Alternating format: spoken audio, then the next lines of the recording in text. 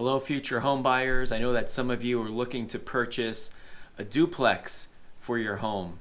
A duplex, for those of you who don't know, is a 2-unit property where at least one of the units would need to be occupied as a primary residence if you're planning to use FHA financing to purchase the home. Now, one of the benefits you're going to get using FHA financing to purchase a duplex is that you're able to use 75% of the income coming from the unit that you're not going to be living in to qualify for the mortgage on the income side of the loan application.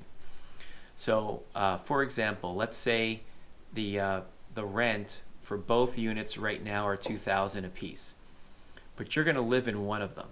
So for the other unit or apartment or portion of the home, if your rent is $2,000, you can use $1,500, which is 75% of the $2,000, on the income line of your loan application, added to the income that you have in your current job, which will help you to afford the duplex that you're looking to purchase.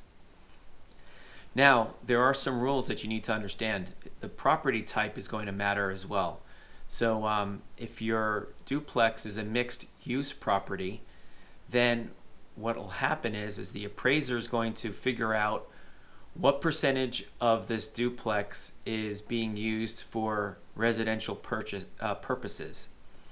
At least 51% of the square footage allotted to the residential portion of the building needs to be residential. So let's say it's not a two-family home where you have two places where people actually live, and maybe you have one apartment where you're going to live, and then maybe you have a store attached or an office. So the store or the office, or the non-residential portion, needs to be 49% or less of the square footage. So all of this can be done with just 3.5% down if your credit scores are at least 580, and if your credit scores are below 580, 500 to 579, you will need a 10% down payment. This can also be done if you are in the middle of a Chapter 13 bankruptcy. There's ways to do it.